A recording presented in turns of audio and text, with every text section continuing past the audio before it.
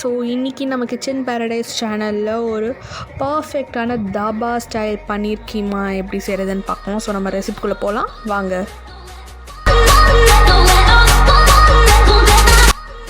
So இந்த மாதிரி ஒரு கடாயில் நான் வந்து 3-4 டேபிள் ஸ்பூன் அளவு எண்ணெய் எடுத்திருக்கேன். ஸோ அந்த எண்ணெய் சூடான பிறகு ஆனியன் பேஸ்ட், ஸோ ஒரு அரை முக்கால் கப் அளவு ஆனியன் பேஸ்ட் எடுத்துகிட்டு நல்லா இந்த மாதிரி வதக்கிட்டு அது கூட வந்து 2 டேபிள் ஸ்பூன் அளவு ஜிஞ்சர் கார்லிக் பேஸ்ட் அண்ட் அரைச்ச பச்சை மிளகாய் பேஸ்ட்.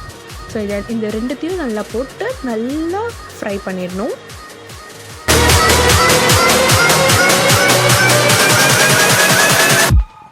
ஸோ இது வந்து நல்லா ஃப்ரை ஆகிடுச்சு. ஸோ இது கூட வந்து நான் 1 கப் தக்காளி, அரைச்ச தக்காளி அதோட விழுது எடுத்திருக்கேன். ஸோ அதையும் நல்லா இந்த மாதிரி வதக்கிட்டு நல்லா வதங்கின பிறகு 1 spoon garam masala and 1 spoon ratio கரெக்டாக 1:1. So 1 spoon garam masala, 1 spoon red chilli powder போட்டு நல்லா வதக்கிக்கலாம்.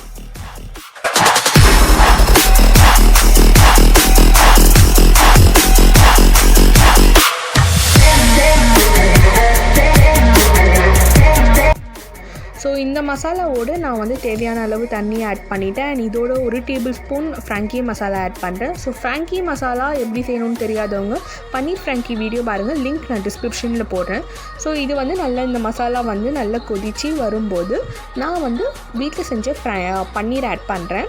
ஸோ இந்த பன்னீர் வந்து பார்த்திங்கன்னா க்யூபாக தான் நான் போடுறேன், ஏன்னா நம்ம கைமா பண்ணணும். கைமா பண்ணும்போது நான் வந்து நல்லா கொத்து மாதிரி பண்ணுவேன்.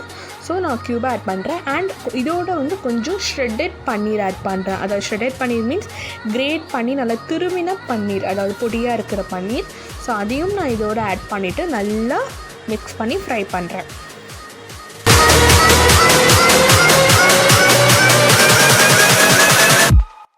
ஸோ நம்ம இப்போ இந்த பன்னீர் கைமா வந்து தாபா ஸ்டைலில் பண்ணலாம். ஸோ இந்த மாதிரி அகலமான ஒரு தவாவில் வச்சு அதை நல்லா ஸ்ப்ரெட் பண்ணிவிட்டு அண்ட் இதுக்கு தேவையான அளவு சாப்ட் ஆனியன்ஸ் ஆட் பண்ணிவிட்டு அண்ட் நல்லா கொத்து டிங் டிங் டிங் டிங் நல்லா கொத்து இது பண்ணலாம்.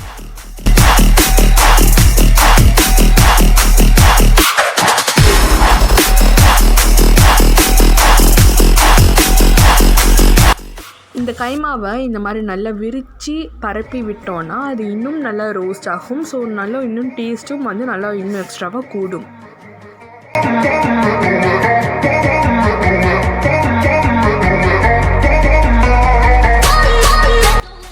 ஸோ இப்போ வந்து இந்த கைமாவோட இன்னொரு 1/2 tablespoon frankie masala add பண்ணுறேன். அது இன்னும் கொஞ்சம் ஃப்ளேவர் கொடுக்கணும், அதுக்காக நான் ஆட் பண்ணுறேன். அண்ட் உப்பு ஆல்ரெடி நம்ம போட்டிருக்கோம், அதனால் பிரச்சனையே இல்லை. நீங்கள் உப்பு வந்து உங்களுக்கு தேவையான அளவு ஆட் பண்ணிக்கோங்க அண்ட் நல்லா இன்னும் டிங் டிங் டிங் டிங் டிங் நல்லா அடிங்க.